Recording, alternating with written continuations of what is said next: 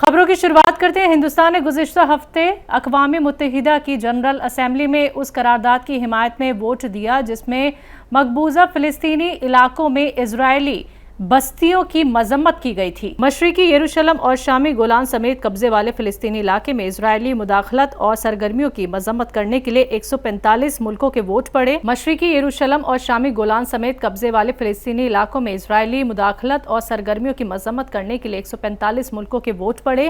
खिलाफ में 7 और 18 ममालिक ने इस वोटिंग में से दूरी इख्तियार करना बेहतर समझा। जिन्होंने इस तजवीज़ के खिलाफ वोट किया वो मुल्क Canada, Hungary, Israel, Marshall Islands, federated states of Micronesia, Nauru और अमेरिका हैं। सबसे दिलचस्प बात यह है कि हिंदुस्तान ने इसराइल के खिलाफ वोट किया।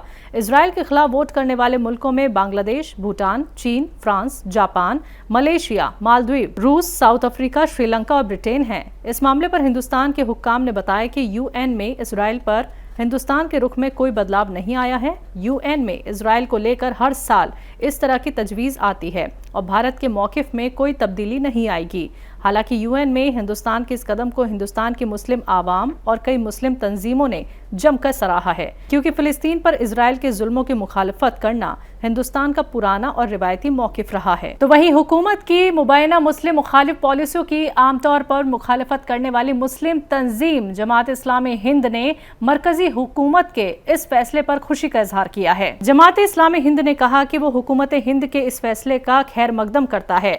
ये हुकूमत की तरफ से दुरुस्त सिमत में उठाया गया कदम है। जमात इस्लामी हिंद ने कहा कि मशरिकी यरूशलम और शामी गोलान समेत कब्जे वाले फ़िलिस्तीनी इलाकों में इजरायली मुदाखलत और सरगर्मियों की मजम्मत करने के लिए 145 मुल्कों के साथ वोटिंग करके हिंदुस्तान ने फ़िलिस्तीनी ज़मीन पर गैर कानूनी कब्जे और फ़िलिस्तीनियों को उनकी ही ज़मीन से बेदखल करने के खिलाफ सही पैगाम भेजा है।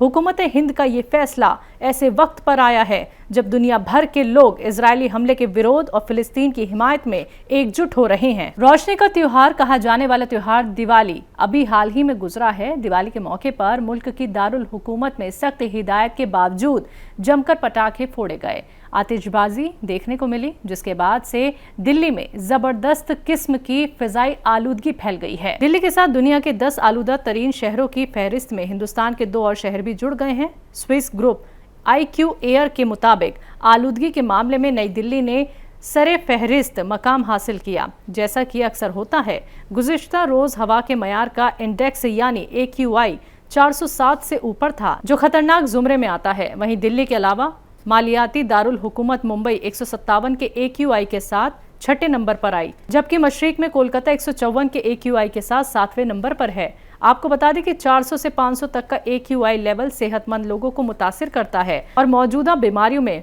मुब्तला अफराद के लिए खतरनाक साबित होता है।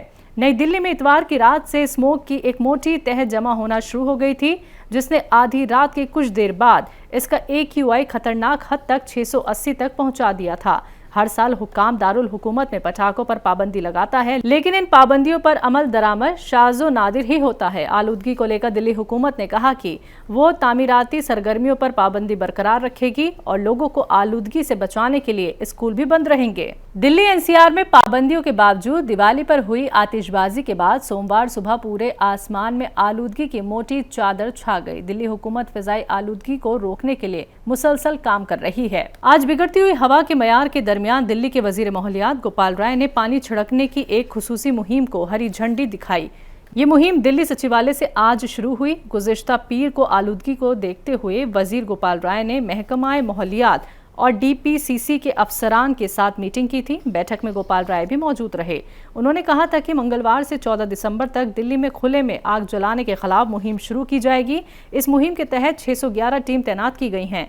सभी टीमें 24 घंटे दिल्ली में ओपन बर्निंग की घटनाओं की निगरानी और रोकने का काम करेगी। नेशनल इन्वेस्टिगेटिव एजेंसी यानी NIA की टीमों ने आज जनूबी कश्मीर के मुख्तलिफ मकामात पर छापेमारी की कार्रवाई को अंजाम दिया। मालूमात के मुताबिक NIA ने 8 मुख्तलिफ मकामात पर दहशतगर्दों की जायदाद कब्जे में ले ली है। इन दहशतगर्दों के ताल्लुक लश्कर तैयबा से बताए जा रहे हैं। जम्मू कश्मीर में NIA की खुसूसी अदालत के हुक्म पर गैर मनकूला सरगर्मियां एक्ट की दफा के तहत गैर मनकूला जायदादें जब्त की गई। बताया जा रहा है कि एनआईए ने अब तक जिले की काकापोरा तहसील में तकरीबन 20,000 वर्ग फुट की 2 जमीनें जायदादों को जब्त किया है। आपको ये भी बता दें कि दहशतगर्दाना मामलों को रोकने और पकड़ मजबूत करने के लिए एनआईए इस वक्त जम्मू कश्मीर में मुसलसल सरगर्म नजर आ रही है। एनआईए लंबे वक्त से टेरर फंडिंग मामलों को लेकर जायदादों को जब्त कर रही है और सभी किस्म के सबूत और गवाहों को भी इकट्ठा करने में जुटी है। वहीं एसआईए की जानिब से भी वादी के मुख्तलिफ इलाकों में मुसलसल छापेमारी देखी जा रही है। कैंसर की शिनाख्त के लिए इस्तेमाल होने वाले ज्यादातर बायोमार्कर्स मगरिबी दुनिया में दरियाफ्त हुए हैं।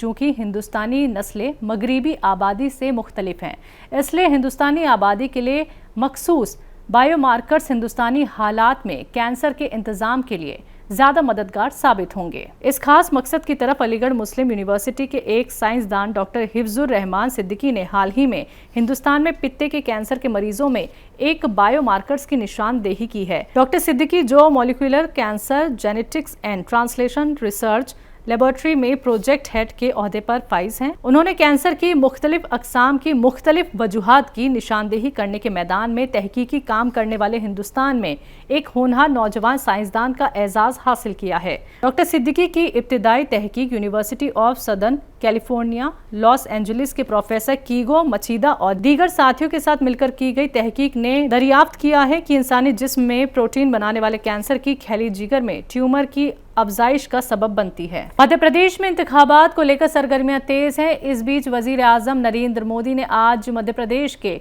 शाजापुर में एक आवामी इजलास से खिताब किया। इस दौरान पीएम मोदी ने कहा कि दुनिया जानती है कि तरक्की याफ्ता मुमालिक का क्या हाल है, वो आज सारी दुनिया को पता है, लेकिन हिंदुस्तान एक ऐसा मुल्क है जो तेजी से आगे बढ़ रहा है। दुनिया के विकसित से भी विकसित देशों में हालत क्या है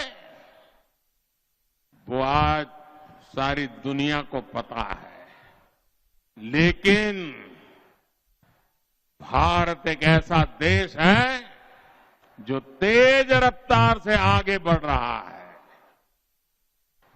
आज दुनिया भर में के निवेशक भारत में निवेश करना चाहते हैं।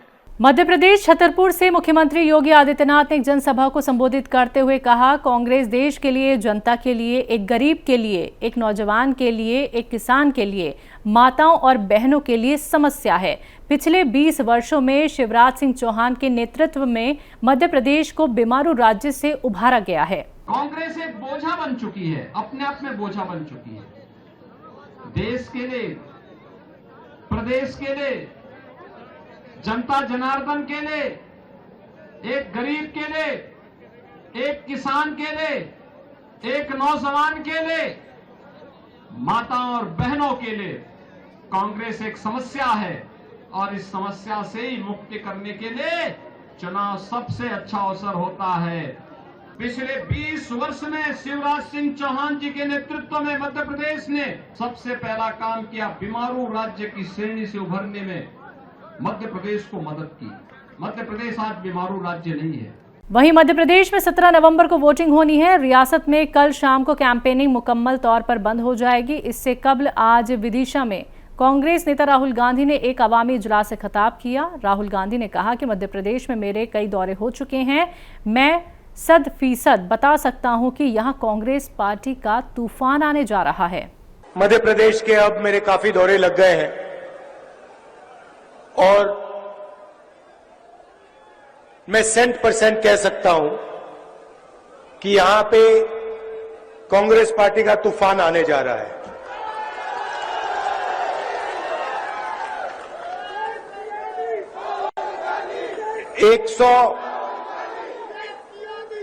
आप लिख के रख लो, मध्य प्रदेश की जनता कांग्रेस पार्टी को 145 से 150 सीट तक देने जा रही है। छत्तीसगढ़ में 17 नवंबर को दूसरे चरण का मतदान होना है। पक्ष विपक्ष दोनों एक दूसरे पर हमलावर लगातार हो रहे हैं और इसी बीच मंगलवार को असम के मुख्यमंत्री हेमंत शर्मा का भी बयान सामने आया है। तो छत्तीसगढ़ के राजिम में जनता को संबोधित करते उन्होंने कहा कि भूपेश बघेल ने महादेव के नाम पर घोटाला किया है, अब भगवान महादेव आपको नहीं छोड़ेंगे।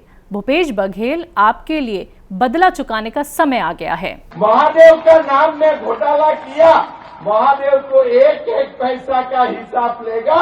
भूपेश जी आप पक्का रहिए, अभी आपका हिसाब देने का वक्त आ चुका है, अभी आपको हिसाब देना पड़ेगा। भाई और बहनों, दीपावली का दिन भूपेश बघेल जी फिर अनाउंस करना शुरू कर दिया। अरे पहला चरण चुनाव में तो अब हार चुका है।